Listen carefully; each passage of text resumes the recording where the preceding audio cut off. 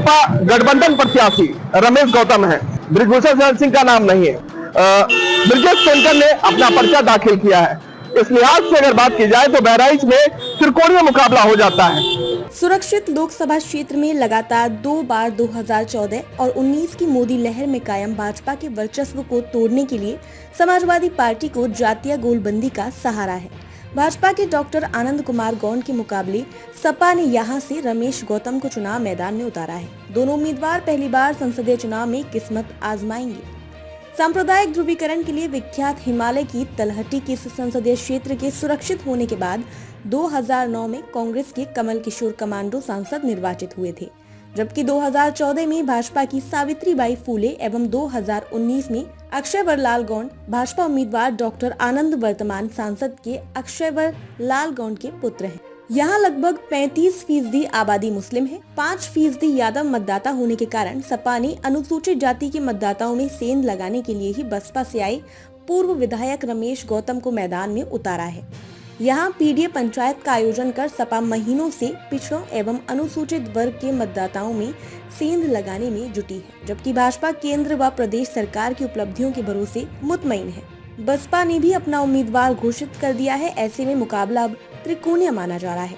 लोकसभा चुनाव में यूपी की बहराइच संसदीय सीट पर भारतीय जनता पार्टी प्रत्याशी अक्षयवर लाल गौंड 5.25 लाख मत पाकर विजय हुए थे।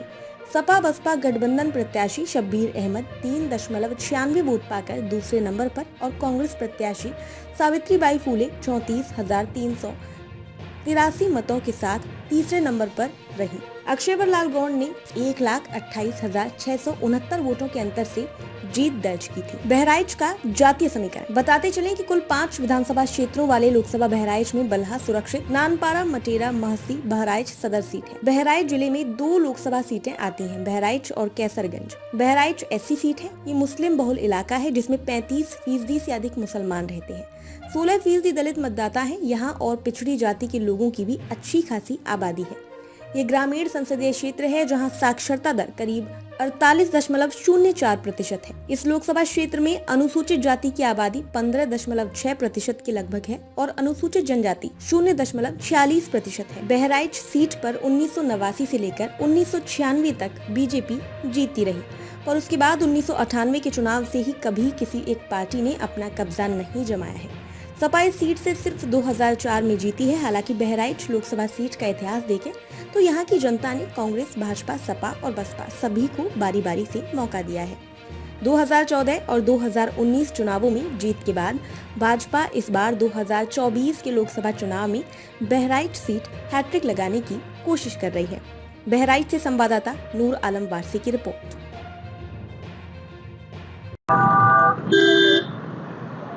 लोकसभा चुनाव 2024 का बिगुल बज चुका है और पहले फेज का चुनाव भी हो चुका है। ऐसे में आप कल दूसरे फेज का चुनाव होना है। बात की जाए तो हम इस वक्त मौजूद हैं उत्तर प्रदेश के जनपद बहराइच में, जहां पर 2 लोकसभा सीटें आती हैं, बहराइच व कैसरगंज। कैसरगंज तो आप समझ ही गए होंगे कि कैसरगंज क्यों मायने रखती है। जी हाँ, चूंकि वहां पर ब्रिजभूषण शरण सिंह का नाम जुड़ा हुआ है।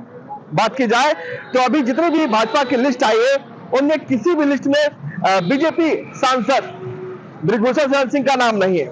ऐसे में भी कल उनका एक बयान आया था जिसमें उन्होंने कहा कि बस थोड़ा इंतजार कीजिए और अब नाम आने वाला है।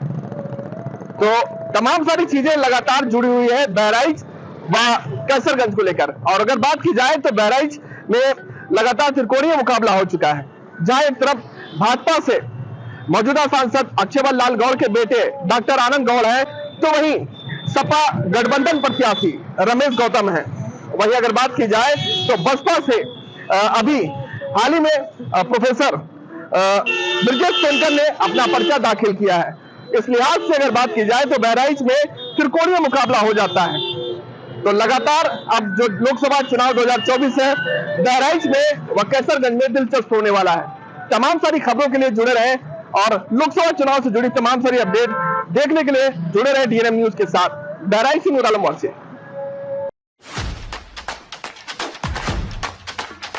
लोक पर्व के महापर्व का हुआ आगाज।